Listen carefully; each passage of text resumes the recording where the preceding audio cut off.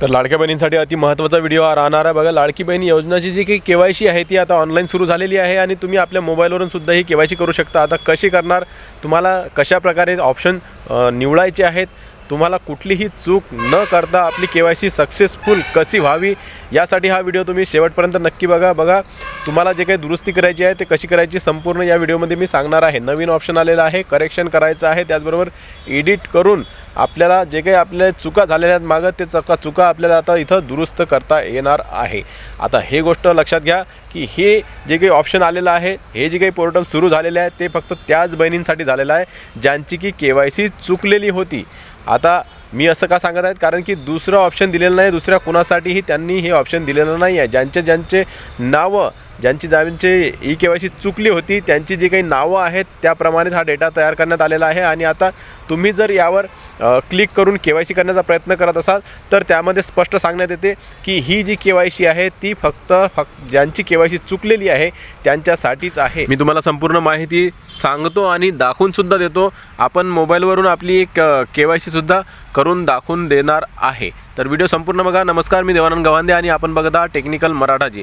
चला तर आपल्या व्हिडिओला सुरुवात करूया। तर बघा, तुम्हाला लाडकी बहीण योजनेची वेबसाईट उघडायची आहे आपल्या मोबाईलवर आणि तुम्हाला असं होम पेज लाडक्या बहिणींचं दिसणार आहे आणि त्यावर तुम्हाला स्पष्ट दिसत असेल की ही जी काही केवायसी ऑप्शन देण्यात आलेला आहे हे त्या लाभार्थ्यांना देण्यात आलं आहे ज्यांची की केवायसी करताना पर्याय निवडताना चुकी झाली होती, त्यांच्यासाठी हे ऑप्शन देण्यात आलेलं आहे असं त्यांचं स्पष्ट म्हणणं आहे। आता यावरून असं कळते की ज्यांची केवायसी चुकली होती त्याच महिलांची, त्याच बहिणींची केवायसी इथं होणार आहे असं वाटत आहे। परंतु ज्या बहिणी केवायसी करण्याचं राहूनच गेल्या होत्या त्यांनी सुद्धा एकदा ट्राय करून बघायचं आहे की आपली केवायसी इथं होते का नाही।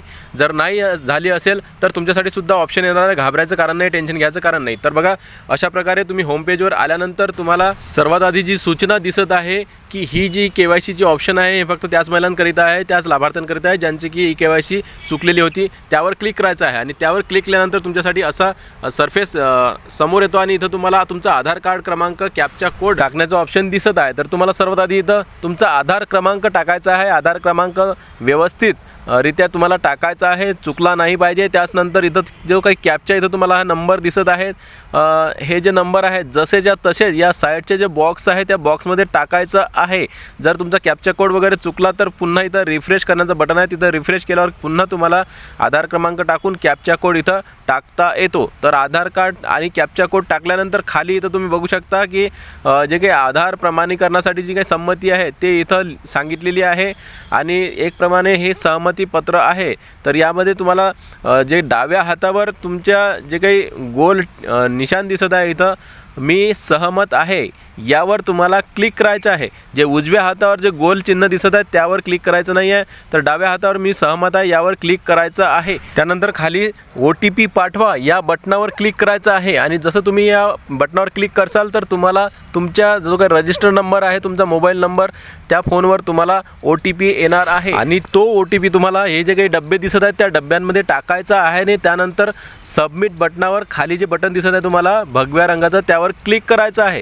त्यानंतर तुमच्यासमोर असं ऑप्शन येणार आहे आणि इथं तुम्ही बघू शकता दोन ऑप्शन जे काही प्रश्न विचारण्यात आले होते आधी आणि इथंच खूप साऱ्या महिलांनी चुका केल्या होत्या। तुम्हाला माहीत असेल की इथं घुमून फिरून प्रश्न विचारण्यात आले असल्या कारणानं महिलांनी चुकीचे पर्याय निवडले होते आणि हेच ते पर्याय आहेत। तर आता इथं तुम्हाला चूक करायची नाही आहे। इथं जर चुकलात तर मग तुम्हाला पुन्हा केवायसीसाठी संधी मिळणार नाही किंवा कुठलेही तुम्हाला जे काही 1500 रुपये प्रत्येक महिन्याला मिळतात ते सर्व प्रकारे बंद होणार आहेत। आता याच्यानंतर तुम्हाला कुठलीच संधी मिळणार नाही, हे स्पष्ट ऐकून घ्या। 1.5 महिन्याचा कालावधी तुमच्यासाठी देण्यात आलेला आहे आणि थोडा टाईम तुम्हाला देण्यात आलेला आहे। तर तुम्ही व्यवस्थित समजून घ्या। केवायसीसाठी तुम्हाला अगोदर व्हिडिओ वारंवार पहा, जर तुम्हाला समजलं नाही तर आणखीन एकदा व्हिडिओ बघा आणि त्यानंतर तुमची केवायसी प्रक्रिया पूर्ण करा।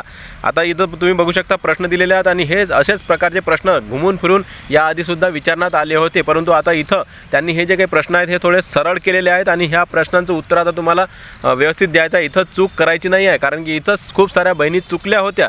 तर आता बघा, 1 क्रमांकाचा जो काही प्रश्न आहे इथं तुम्ही बघू शकता, माझ्या कुटुंबातील सदस्य नियमित किंवा कायम कर्मचारी म्हणून सरकारी विभाग, उपक्रम, मंडळ, भारत सरकार किंवा राज्य सरकारच्या स्थानिक संस्थेमध्ये कार्यरत आणि इथं लिहिलेला ऑप्शन आहे किंवा नाही। आता कार्यरत असेल तर मग होय, नसेल तर मग नाही. आता आपल्याला समजते की काय आपल्या घरी कोणी सरकारी कर्मचारी कार्यरत नाही आहे, म्हणून आपल्याला हे जे काही उजव्या कडचं नाही लिहिलेलं आहे त्याच्या समोर जे काही गोल बिंदू दिसत आहे त्यावर क्लिक करायचं आहे. नाही ऑप्शनच्या समोर नाहीवर क्लिक करायचं आहे, तुम्हाला दिसत असेल इथं, त्यावर क्लिक करायचं आहे. त्याचबरोबर दुसऱ्या क्रमांकाचा जो काही प्रश्न आहे तिथं बघा, माझ्या कुटुंबातील सदस्य नियमित कायम कर्मचारी म्हणून सरकारी विभाग, उपमंडळ, मंडळ, भारत सरकार किंवा राज्य सरकारच्या स्थानिक संस्थेतून सेवानिवृत्तीनंतर निवृत्ती वेतन घेत नाही. काय ऑप्शन निवडायचं आहे? नाही आहे. जर केलं तर मग सेवानिवृत्ती तुमच्या घरात कोणीतरी घेत आहे असं त्यांना वाटणार, म्हणून तुम्हाला काय करायचं? नाही. म्हणजे दोन्हीही ऑप्शन तुम्हाला नाही निवडायचे आहे. उजवीकडील जे काही ऑप्शन आहेत नाही हे तुम्हाला निवडायचं आहे. त्यानंतर इथं खाली जो काही बॉक्स इथं दिसत आहे तुम्हाला यावर क्लिक करायचं आहे आणि त्यानंतर इथं सबमिट करा या बटनावर तुम्हाला क्लिक करायचं आहे. खाली तुम्हाला सबमिटचं ऑप्शन दिसणार आहे आणि त्यावर तुम्हाला क्लिक करायचं आहे.